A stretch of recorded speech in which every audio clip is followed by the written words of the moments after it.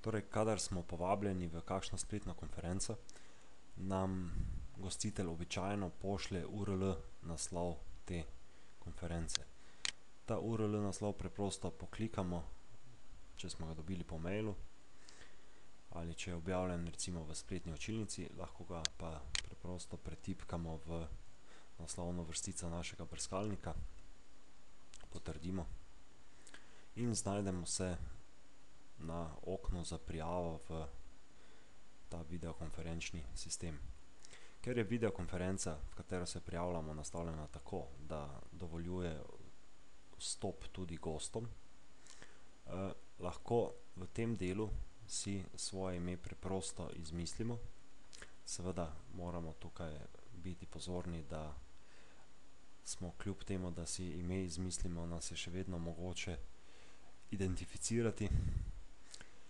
Če pa bi bila videokonferenca nastavljena tako, da gostom ne bi omogočala vstopa, bi se morali prijaviti z svojim AAI uporabniškim imenom. Mi bomo ime si izbrali Jože Volk in kot Jože Volk tudi vstopili v tole videokonferenco.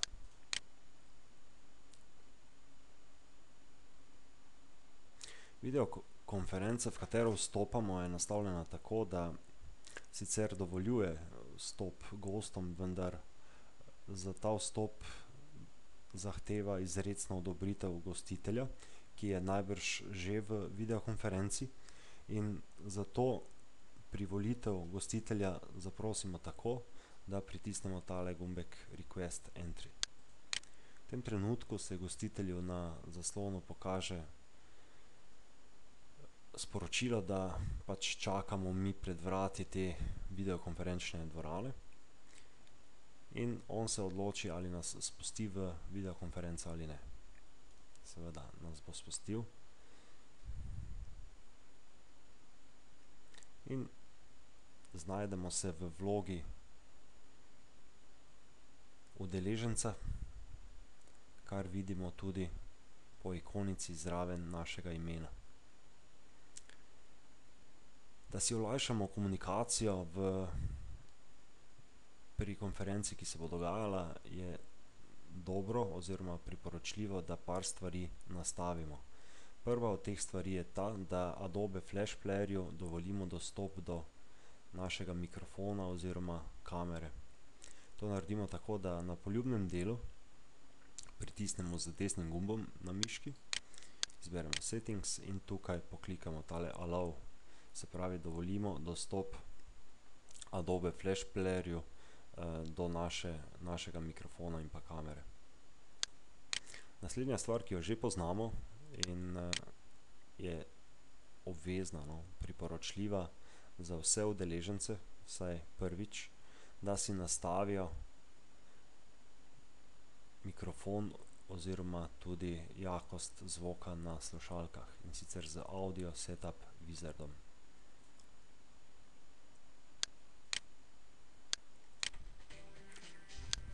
V nekaj preprostih korakih preverimo, ali bomo slišali zvok. Izberemo mikrofon. Preverimo tudi delovanje mikrofona.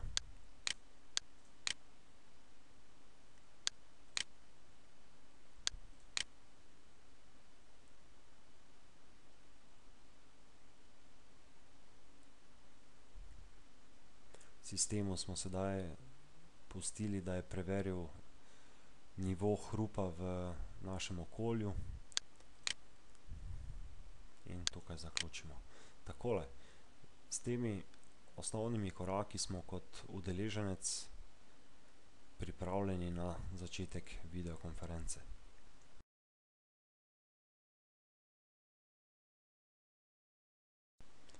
Običajni udeleženci imajo znotraj videokonference zelo omejen nabor orodij, ki jih lahko uporabljajo.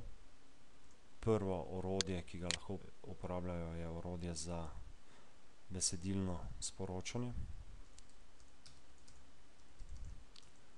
Tukaj na tak način lahko vsem prisotnim pošljemo sporočilo, če pa nam gostitelj dovoli, pa lahko sporočilo pošljemo tudi posamezniku.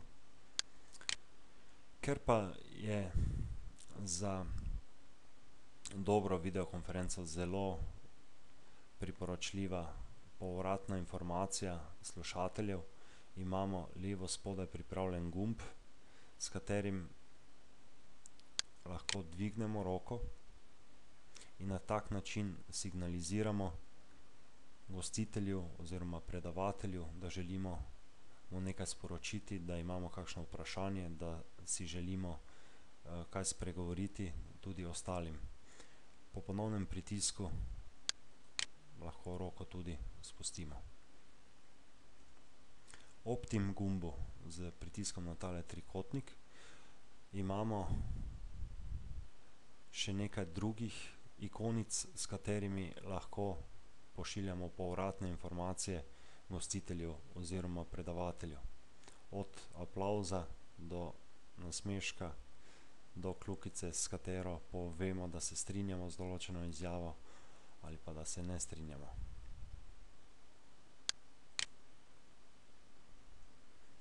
Kadar želimo kot uporabnik postaviti kakšno vprašanje in ga ne želimo tipkati, ampak želimo spregovoriti, je običaj ta, da pritisnemo tale gumbek za dvig roke. Tole gostitelj oziroma predavatelj opazi in nam dodeli pravico do uporabe mikrofona. Takoj, ko nam gostitelj tole naredi, se nam ob našem imenu prikaže tudi ikonica za mikrofon, kar pomeni, da imamo možnost spregovoriti. Doda se nam tudi tale gumbek tukaj spodaj in če želimo govoriti, pritisnemo in držimo tale gumbek. In sedaj opazite tudi ikonico zvočnika, ki nam pove, da oddajamo zvok v videokonferenco. Seveda je pa lahko včasih nadležno, da moramo tale gumb toliko držati, vedno ko bi radi karkoli spregovorili.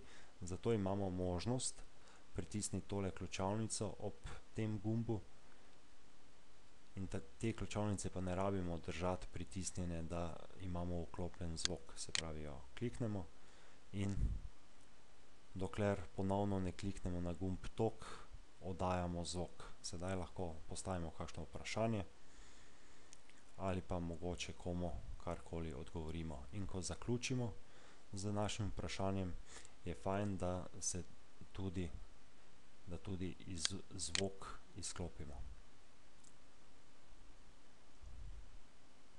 Pri oddajanju zvoka se pogosto pojavijo težave, ki jih lahko uporabniki v večini primerov rešijo kar sami. Prva povratna informacija, ki jo imajo uporabniki o tem, ali dejansko govorijo dovolj glasno, da se jih sliši tudi v videokonferenci, je tale zeleni indikator jakosti zvoka tukaj spodaj. In pa priporočljivo je tudi vklopiti s tem zelenim gumbom tukaj desno zgoraj informacijo o porabi pasovne širine. Kadar je tukaj velika uporaba pasovne širine, večja recimo kot jo imamo na naši spletni povezavi, potem lahko pride do motenj pri slišnosti. Vsem uporabnikom se svetuje, vsaj dokler se rešujejo te začetne težave, ali se slišimo ali ne, da imajo tole okno z podatki o porabi pasovne širine vklopljeno.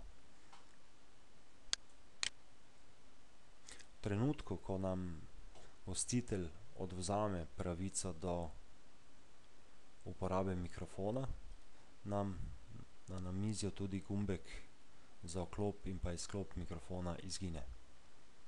Na tak način lahko gostitelj moderira spletno konferenco in prepreči skakanje v besedo ali pa morda samo pazi, da ne pride do neželenega učinka eha, ki se rado zgodi, če ne uporabljamo slušalk in pa mikrofona, ampak uporabljamo zgolj zvočnike in mikrofon.